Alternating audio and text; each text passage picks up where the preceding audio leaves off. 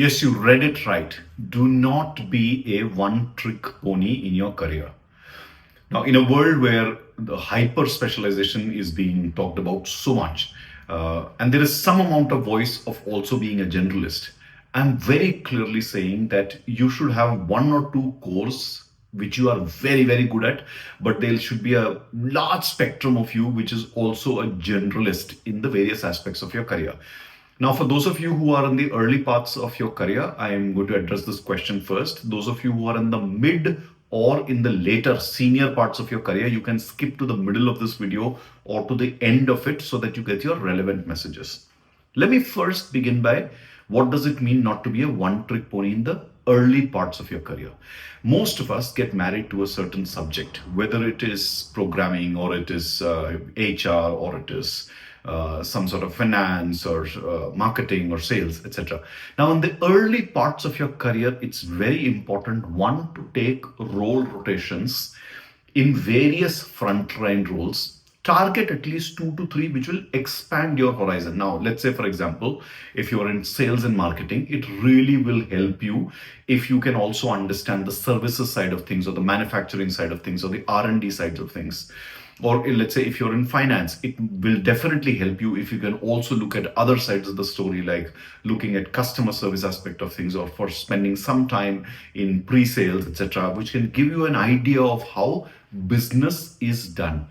The idea at the early stage of your career is for you to have a very good appreciation of how business is done, how money is earned, how the costs are incurred, how profits are created, and how customers are kept satisfied. That's the whole intention. So do not be a one-trick pony in the 0 to 7 to 9 years of your career. So the period that you're looking at is 0 to 7 to 9 years. Within this time, take at least 2 rotations, role rotations into various areas.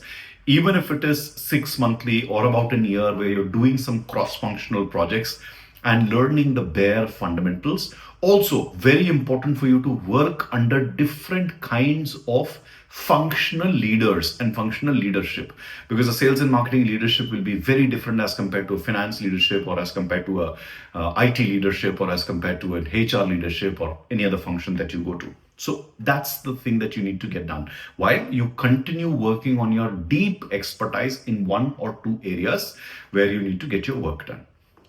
Now, in the middle part of your career, what do you do if you've got this done correctly? Or let's say if you have not sort of broadened your horizons in the early stage of your career, as a mid-level manager, you need to learn not just to be a mid-level career manager, but you also need to learn what it is to be a mid-career individual contributor, a fairly senior role, but doing individual contribution work, taking care of very large teams at mid-career levels. Also, at mid-career levels, you need to learn and understand how to do cross-functional projects and lead cross-functional projects, not just within your span and within your subject matter, but you need to learn to do this in absolutely diverse areas, or areas which cut across the entire business. And that will really broaden your horizons in terms of how do you really manage business.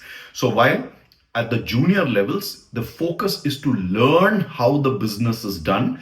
At the mid levels, when you're doing what you're doing, it is about how business is managed, how profitability is managed.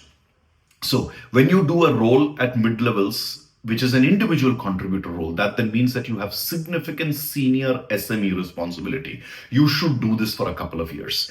When you're managing fairly large teams, then the focus is on delivery and performance management. You should learn that. When you're doing cross-functional projects across all domains, then the focus is managing the entire organization and managing the aspect of influencing without authority and moving things, getting stakeholder management done, actions done, results gained. So at this level, like I said, the focus is to learn how business is managed across, and that will then again give you a very solid foundation. Your years, about 8 to 18 years of experience, that's the bracket in which you should be doing this. Move around and get a fairly good understanding of what to be done.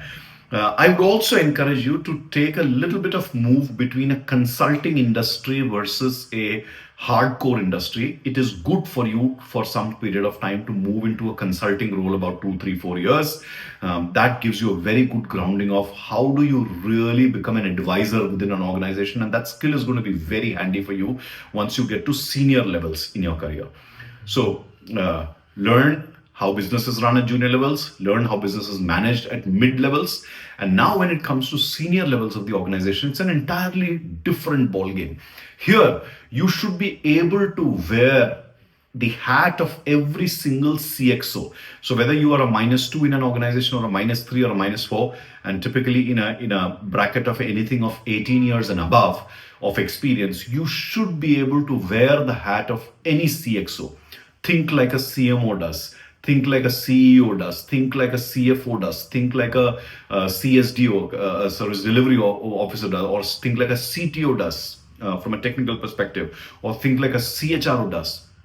Here, we are fundamentally thinking about setting up of businesses, laying down of processes and programs and performance perspectives, and then working with the whole organization to deliver that good. So here, it's not just about managing the business, but it's about literally designing what the business is supposed to be doing and working from that perspective. And that's what you need to do. Now, to manage this entire stack, while at the junior most level, you can do with role rotations and working with others and on the job learning will be very good. But at mid levels and senior levels, you are going to require not just an MBA, but significant management development programs, leadership development programs. And you will need to read a lot, and reading from all sorts of subjects which deal with various aspects of business, human psychology, customer psychology, markets, macroeconomics, and all that. And at absolute senior levels, and especially when you're transitioning from mid level to senior levels, you will also require the inputs of a coach and a mentor to sharpen your thinking process, to eliminate your blind spots, and to open up the horizons for you and help you see what's better. So, make good use of what I'm sharing here with you, the structure of learning how business is done, learning how to manage businesses, and learning how to think from the perspective of every single CXO and build a beautiful career for yourself. Do not be a one trick pony in your career.